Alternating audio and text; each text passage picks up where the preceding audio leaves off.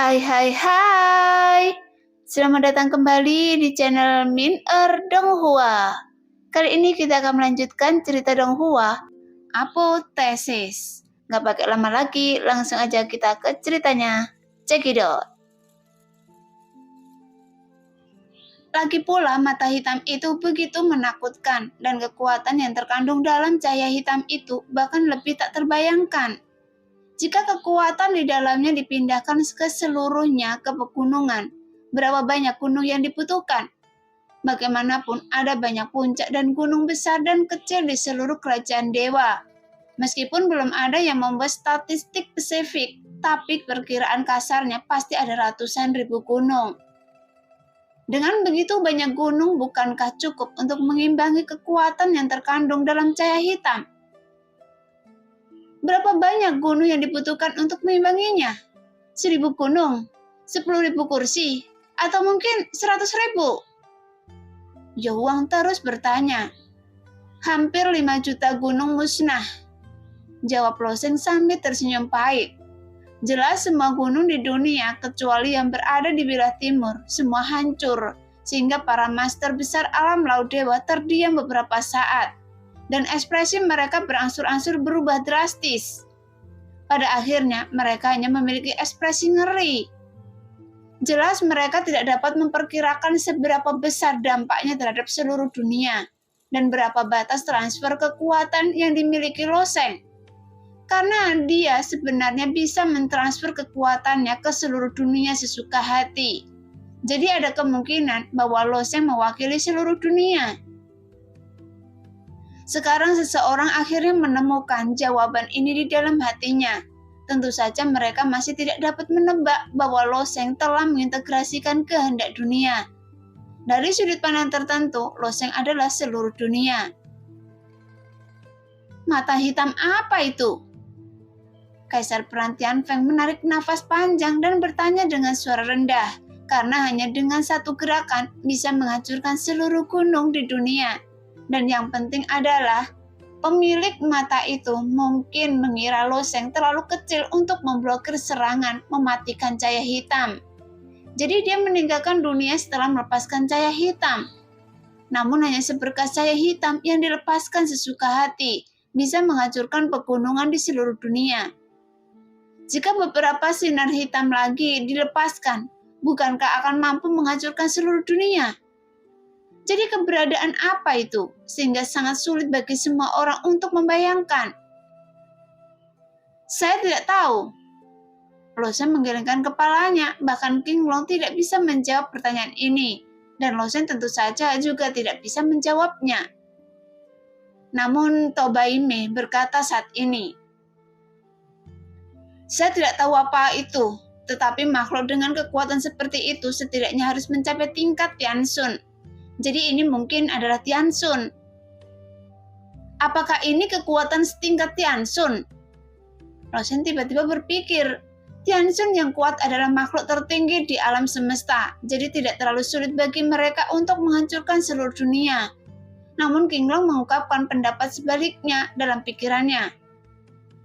Anda tidak harus menjadi penguasa surgawi yang kuat untuk melakukannya. Penguasa alam agung di dunia atas sudah cukup untuk menghancurkan dunia yang luas. Tetapi apakah itu penguasa dunia atau penguasa surgawi? Saya tidak dapat memprediksinya dengan mudah. Dan saya tidak dapat menentukan asal-usul mata ini. Dimengerti. Loseng mengangguk. Dia tidak tahu asal-muasal mata ini sekarang. Tapi siapa itu? Mengapa dia menargetkan diri sendiri? Tidak peduli apa, dengan dukungan seluruh dunia, Loseng mampu selamat dari bencana. Adapun mata hitam aneh di akhir, itu harus dianggap sebagai bagian dari bencana. Tentu saja, Loseng bukan orang yang bingung, dan dia waspada di dalam hatinya. Loseng seharusnya tidak memiliki musuh besar di dunia atas. Pasti ada alasan mengapa mata hitam ditunjukkan padanya. Mengapa dia mekar? Apakah Tianshun menargetkannya? Atau karena alasan lain? Apapun yang terjadi, Loseng akan sangat berhati-hati di masa depan. Dan sekarang Loseng telah memasuki dunia hidup dan mati. Esensi sejati yang berputar perlahan di tubuhnya sama lengketnya dengan lem. Dengan cara ini, Dantian dapat menanggung esensi sejati dalam jumlah yang lebih besar. Dan esensi sejati itu sendiri lebih banyak, dan kekuatannya sendiri juga meningkat pesat. Setelah menyelesaikan terobosan dalam budidaya, Lo Sheng menetapkan tujuannya ke alam rahasia Tianchen. Dia setuju untuk membantu King Long mendapatkan telur naga leluhur. Perjalanan ini harus dilakukan apapun yang terjadi. Tetapi sementara itu, Lo Sheng harus berurusan dengan benda-benda di tangannya terlebih dahulu. Hanya ketika Lo Sheng mendekati piramida, dia merasakan suasana yang sangat aneh, dan semua orang memandangnya dengan sangat berbeda. Sebagian besar orang kuat di alam Laut Dewa percaya pada kata-kata Kaisar Perang Dayu dan Gadis Suci. Mereka tahu bahwa Lo Sheng tidak berasal dari 4 kerajaan ilahi utama. Meskipun mereka telah melihat Lo Sheng sebelumnya, meskipun mereka bukan seperti Kaisar Perang Dayu yang penuh dengan permusuhan, tapi yang pasti tidak dekat, melainkan perasaan yang akrab. Tapi sekarang ada rasa kebaikan di mata semua orang, seolah-olah mereka memperlakukan Lo Sheng sebagai anggota keluarga. Ditatap oleh lusinan monster tua dengan mata seperti itu, Lo Sheng tiba-tiba merasakan hawa dingin di hatinya. Dia tiba-tiba bertanya-tanya apakah orang-orang kuat di alam Laut Dewa ini telah meminum obat yang salah. Lo Sheng secara alami tidak mengetahuinya. Dia tiba-tiba menjadi harta karun di benak kekuatan alam Laut Dewa ini. Pada saat ini, Lo Sheng telah berubah menjadi kunci jalan kenaikan. Tidak hanya itu, Lo Sheng membuka teratai Mahayana Lotus, jadi masa depannya di dunia atas tidak terbatas. Memiliki hubungan baik dengan Lo Sheng jelas bukan hal yang buruk, tapi dalam perasaan dingin inilah Lo Sheng berkata, "Oke, sekarang saatnya mendistribusikan mineral yang ditambang." Lo Sheng tidak berniat memonopoli mineral berharga yang digali dari atas pohon penambangan. Pertama-tama dia bukan pemurni. Meskipun sebagian besar mineral berharga mereka tidak banyak berguna bagi Lo Sheng sendiri. Namun Lo Sheng telah membiarkan King Long mengidentifikasi bahwa beberapa biji dapat digunakan untuk membuat pola dewa tingkat tinggi. Dan Lo Sheng akan menyimpannya. Adapun hal-hal lain, Lo Sheng berencana untuk membiarkan Zhonghua mendistribusikannya. Bagaimanapun dia berada di wilayah 4 kerajaan ilahi utama. Meskipun Lo Sheng menggali sendiri, hal-hal ini tidak realistis untuk sepenuhnya memonopolinya. Siapa sangka begitu Lo Sheng selesai berbicara, seorang guru besar alam Laut Dewa berkata sambil tersenyum, "Distribusi? Teman kecil Tianxing, mineral-mineral itu digali oleh Anda sendiri. Tampaknya tidak pantas untuk membagikannya kepada semua orang seperti ini." "Ya," Yang Huan juga berkata sambil tersenyum. "Ada banyak mineral di antara mereka yang merupakan barang yang tak ternilai harganya. Bagaimana mereka bisa dibagikan kepada orang lain dengan santai? Tetapi ada beberapa hal yang sangat kami butuhkan. Tianxing, Anda bisa menjualnya kepada kami dengan harga tinggi." Ini, Lo Sheng terdiam dan tersedak. Dia sangat ragu apakah orang-orang kuat di alam Laut Dewa ini telah meminum obat yang salah. Bagaimana bisa setelah selamat dari bencana sikap semua orang berubah 360 derajat? Jadi tidak mungkin ada konspirasi yang terjadi, kan? Baik To Bai Mi dan Bai Yurong diam-diam menilai Lo Sheng. Berita tentang Lo Sheng harus dilaporkan melalui saluran spiritual. Tapi ini jelas bukan waktunya sekarang. Mereka harus menunggu sampai Lo Sheng memproses bijinya. Setelah Lo Sheng memikirkannya, tetapi dia tidak dapat menemukan jawabannya. Dia bahkan berkomunikasi dengan King Long dalam pikirannya untuk sementara waktu. Hanya saja King Long tidak dapat memahami apa maksud orang-orang ini. Lagi pula King Long tidak tahu bahwa Lo Sheng terikat pada saluran kenaikan. Setelah bertanya-tanya, Lo Sheng mengabaikan masalah tersebut dan mengeluarkan biji satu persatu dari cincin Sumi. Ketika Lo Sheng sedang menggali sebelumnya, banyak kekuatan alam Laut Dewa menyaksikan seluruh proses dalam penuh semangat. Jadi mereka semua tahu betul jenis biji apa yang dimiliki Lo Sheng di tangannya. Meskipun tidak banyak biji pada daun pada lantai 45 hingga 47, namun masing-masing memiliki bentuk yang unik. Misalnya, Kertas pertama yang dikeluarkan Lo Sheng ketika dia baru saja mengeluarkannya dari cincin Sumi itu seperti air, sehingga tergelincir dari jari Lo Sheng dan jatuh ke tanah. Tetapi segera batu-batu biru dan hijau ini saling bertabrakan lagi dan mereka menyatu bersama untuk membentuk bola kecil yang terus-menerus berdetak di tanah.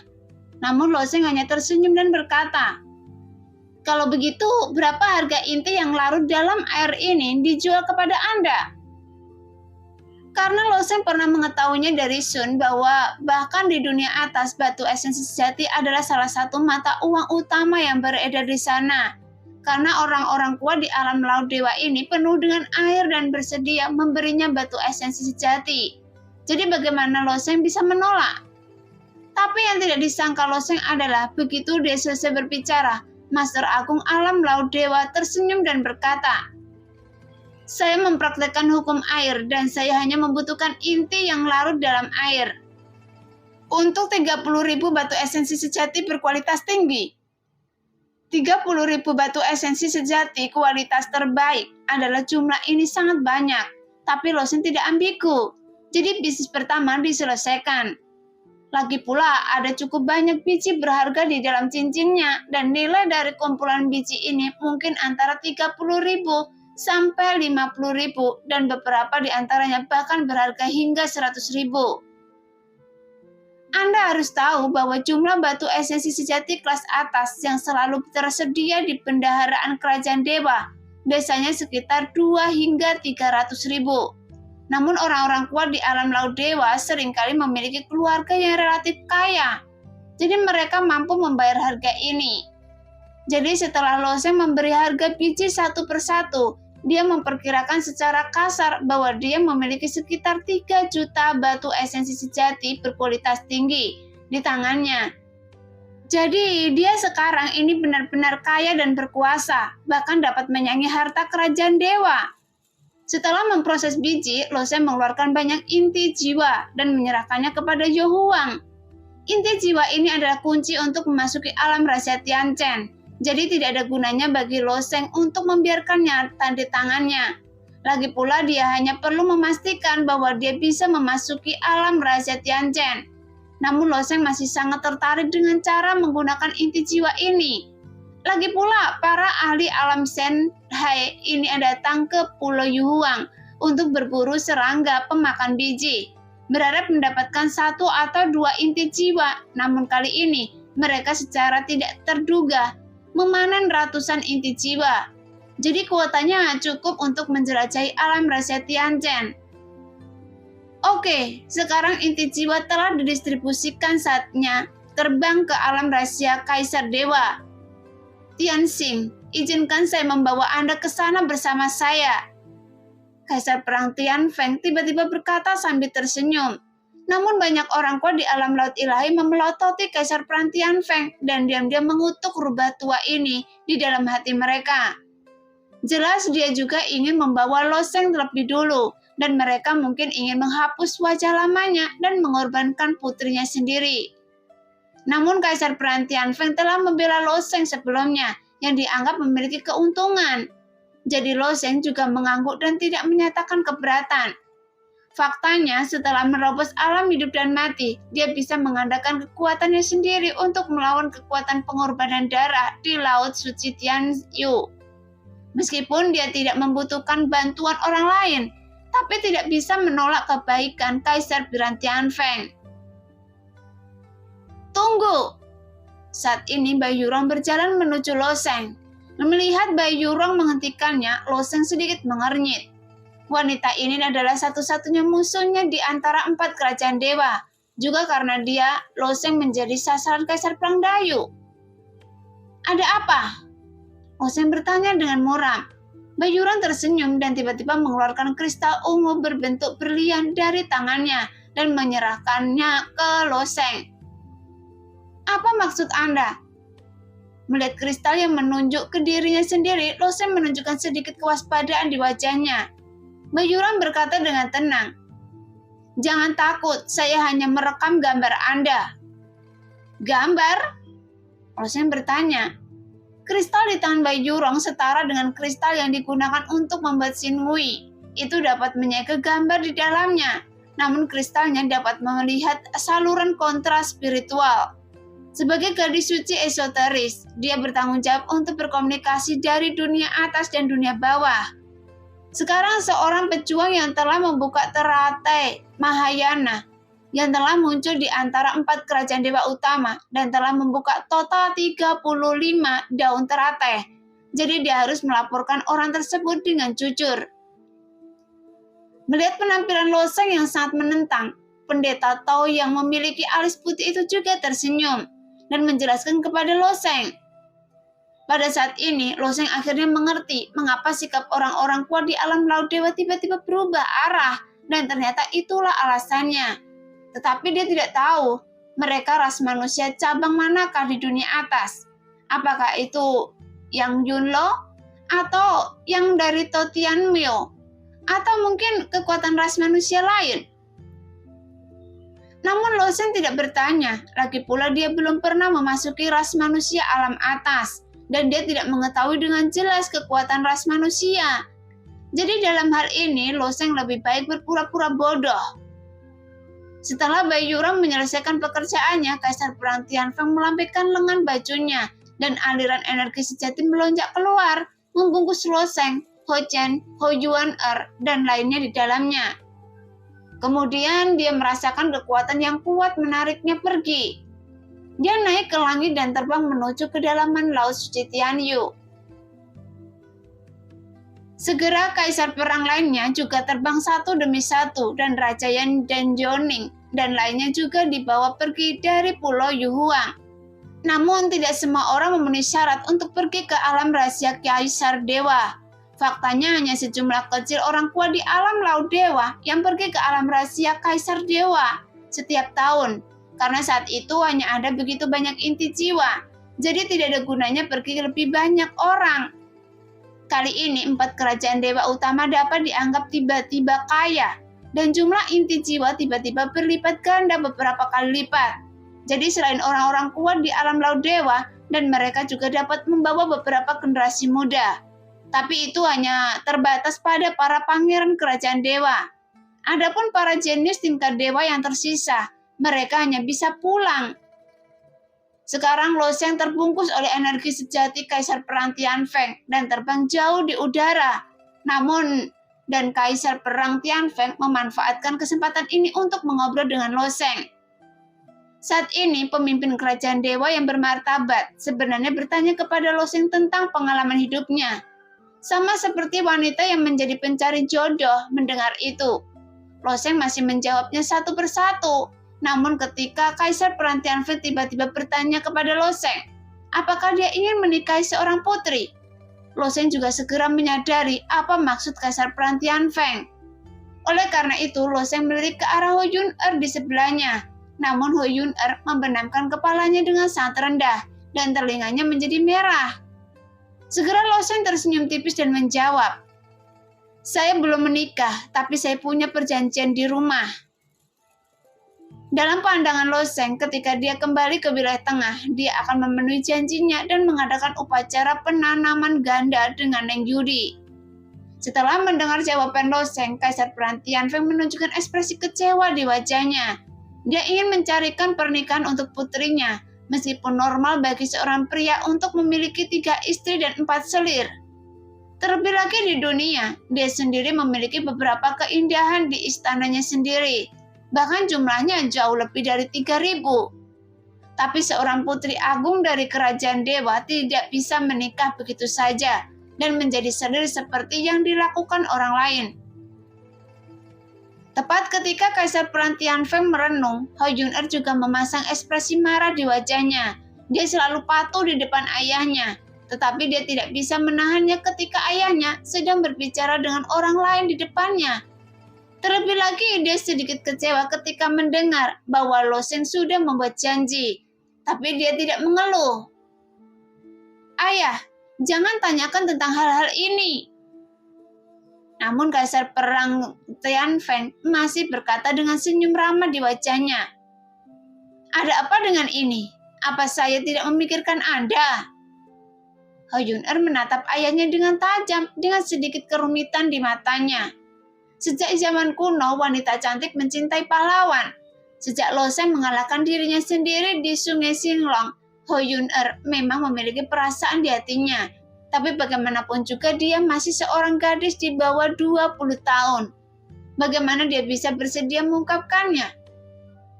Sekarang ayahnya membicarakannya di depan wajahnya, jadi dia tidak bisa menyembunyikannya. Untungnya pada saat ini sebuah pulau hitam muncul di depan semua orang. Meski jaraknya masih agak jauh, semua orang bisa merasakan lapisan yin-gi yang memancar dari pulau ini. Dan ini adalah alam rahasia Kaisar Dewa yang merupakan salah satu dari 4 alam rahasia di Laut Suci Tianyu. Namun alam rahasia Kaisar Dewa ini sebenarnya adalah kuburan klan pembuluh darah naga.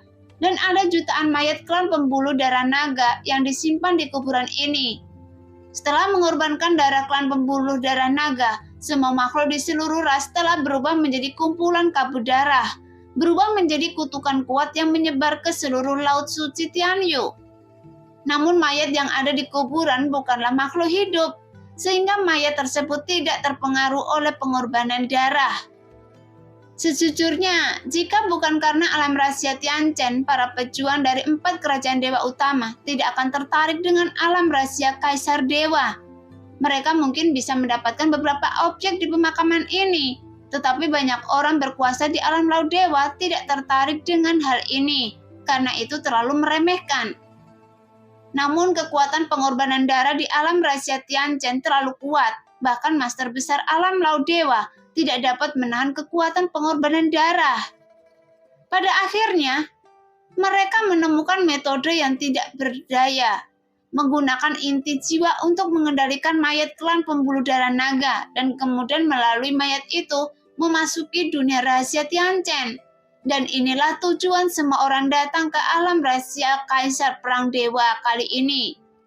Setelah beberapa saat, banyak master besar alam laut dewa telah turun ke alam rahasia Kaisar Dewa, dan kumpulan master besar alam laut dewa lainnya juga telah menunggu di sini untuk waktu yang lama. Jelas seluruh pulau Kaisar Dewa adalah kuburan besar, dan warna utama kuburan ini adalah hitam. Di pantai Pulau Shen Huang, master besar alam Shenhai lainnya telah lama menunggu di sini. Ketika mereka melihat 4 kaisar bersama Ho Yun-er, Zoning dan generasi muda lainnya di samping mereka, wajah mereka menunjukkan perasaan aneh saat melihat mereka. Tuan, mengapa Anda membawa mereka ke alam rahasia Kaisar Dewa? Seorang master besar alam laut dewa dari kerajaan besi hitam mau tidak mau bertanya. Lagi pula, kelompok master ini telah menunggu di tempat ini dan tidak pergi ke Pulau Yuhuang, sehingga mereka tidak tahu bahwa Loseng telah memperoleh beliung tambang bintang hitam dan memperoleh inti jiwa dalam jumlah besar. Karena inti jiwa tidak mencukupi setiap tahun. Para master agung alam Shenhei ini juga bergegas memasuki alam rahasia Tianchen. Jadi setiap tahun banyak master hebat alam Shenhei juga bertengkar mengenai kualifikasi inti jiwa. Karena inti jiwa tidak cukup untuk didistribusikan. Orang kuat dari alam laut dewa bahkan menyarankan agar mereka semua mengadakan kompetisi. Hanya saya. Saat para kaisar memikirkannya, usulan ini terlalu tidak realistis. Bagaimanapun kekuatan para master alam laut dewa terlalu besar.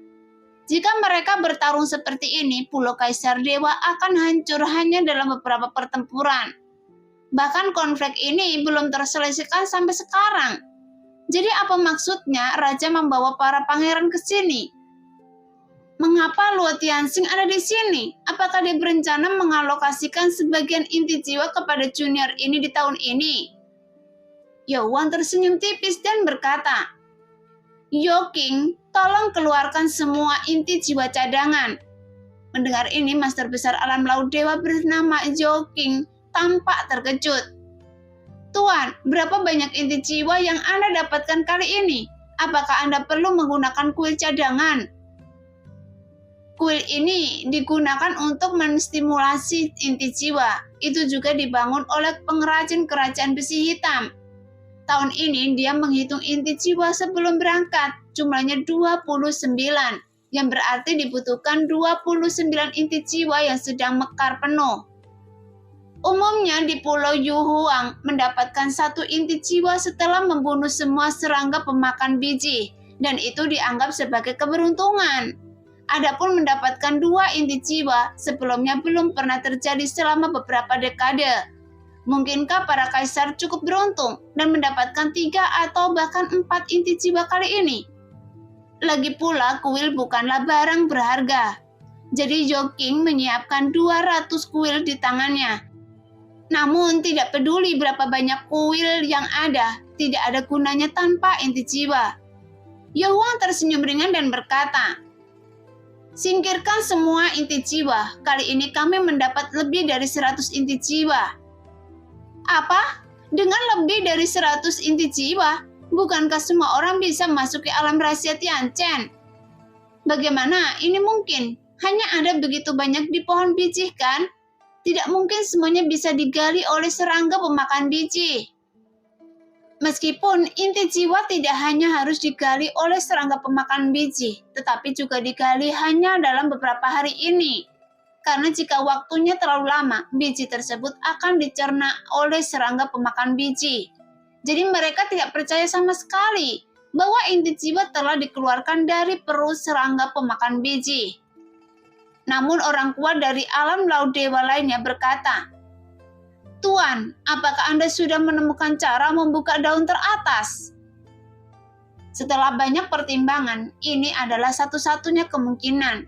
Namun para master alam Shanghai ini juga tahu betapa sulitnya menggali daun bagian atas. Jadi ekspresi wajah mereka berhati-hati dan bersemangat. Yohuang terkekeh.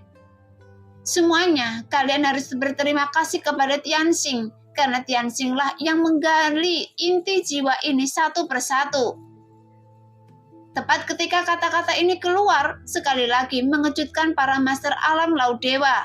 Adapun 20 atau lebih ahli alam laut dewa yang bergegas dari Pulau Yuhuang, mereka semuanya tersenyum. Mereka juga ketakutan pada awalnya.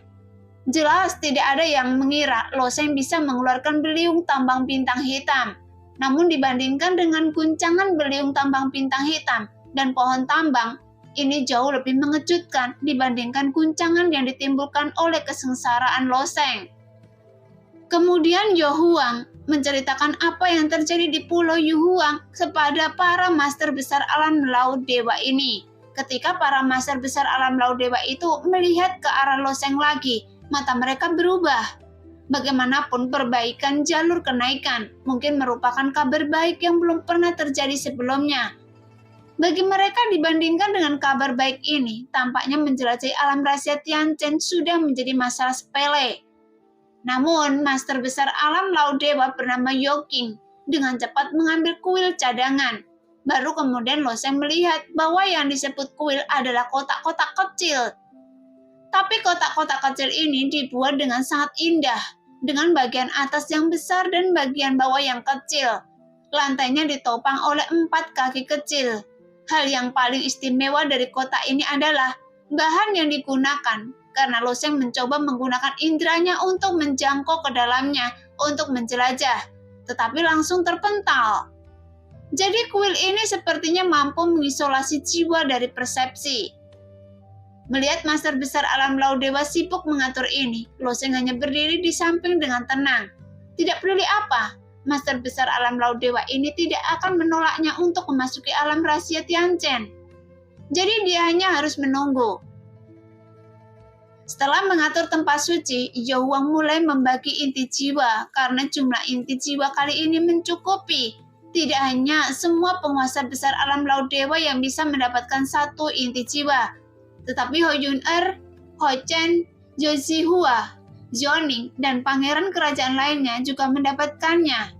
Tentu saja karena jiwa Liu Xiu telah terluka. Dia tidak cocok untuk memasuki alam rahasia Kaisar Dewa kali ini. Setelah semua persiapan selesai, Kaisar Perang Tianfeng berkata, "Oke, penjelajahan alam rahasia Tianchen ini mungkin yang terbesar dalam beberapa tahun terakhir. Mayat yang ditempati oleh semua orang harus sekuat mungkin. Tapi ini tergantung pada semua orang, apa mereka mampu mengambilnya." Setelah Kaisar Perang Tianfeng mengumumkan, beberapa master besar alam laut ilahi duduk bersila di depan kuil. dan kemudian mengeluarkan inti jiwa di tangan mereka. Setelah inti jiwa dikeluarkan, dia berputar dan dari inti jiwa memancarkan kekuatan aneh. Segera setelah itu mereka menjatuhkan inti jiwa ke dalam ceruk spiritual. Saat inti jiwa tenggelam ke dalam ceruk spiritual, daya tarik yang kuat terpancar dari ceruk spiritual. Di sisi lain, ceruk bayangan hitam terang muncul, terlihat dengan mata telanjang. Tubuh jiwa. Mata Lo Sheng bersinar. Melihat Lo Sheng begitu terkejut, Raja Yan di sampingnya berkata, "Kuil ini dikombinasikan dengan inti jiwa dapat membantu kita memisahkan jiwa dari tubuh dan memasuki kuburan untuk menempati tubuh. Jika jiwa kuat, pejuang dapat merebut tubuh. Tetapi jika Anda ingin mengendalikan tubuh, Anda harus mengandalkan inti jiwa untuk menempati tubuh maya itu untuk sementara." Pada saat ini, banyak master besar alam laut dewa sudah duduk di samping ceruk jiwa dan memasuki inti jiwa mereka ke dalamnya. Kemudian jiwa mereka tersedot ke dalam ceruk tersebut. Setelah bergabung dengan inti jiwa, mereka berubah menjadi bayangan hitam dan terburu-buru ke depan. Raja Yan, Ho Yun-er, Ho Chen, dan yang lainnya juga mengikuti contoh yang sama dan memasukkan inti jiwa mereka ke dalamnya. Setelah beberapa saat, 3 bayangan hitam muncul dari sisi kuil. Dari bentuk bayangan hitam itu, 3 orang dapat diidentifikasi secara sama-sama. Misalnya, jiwa Ho Yun-er sangat indah, sedangkan jiwa Ho Chen sangat kekar. Setelah melihat ini, Lo Sheng juga memasukkan inti jiwa di tangannya ke dalam ceruk tersebut. Setelah beberapa saat, dia merasakan gaya gravitasi yang kuat datang dari ceruk tersebut. Gaya gravitasi ini ditunjukkan pada jiwa Lo Sheng, namun Lo Sheng tidak memilih untuk melawan, tetapi memasukkan jiwanya ke dalamnya. Segera Lo Sheng merasa jiwanya menyatu dengan inti jiwa ini, dan kemudian muncul di sisi lain kuil. Sekarang jiwanya dapat bergerak bebas di luar tubuh. Tepat setelah jiwanya meninggalkan tubuh, Ho Yun-er, Ho Chen, dan Raja Yan semuanya melihat. Jiwa Raja Yan, Yoning, dan Ho Yun-er semuanya berwarna biru keabu-abuan, dengan sedikit tanda ketidakstabilan. Sedangkan jiwa mereka yang berkuasa di alam laut dewa berwarna hitam yang menunjukkan jiwa di alam jiwa pertempuran akan sangat stabil. Tapi jiwa Lo Sheng berkembang dengan kilau hijau. Selain itu ada juga secercah cahaya terang di jiwanya, yaitu kehendak dunia.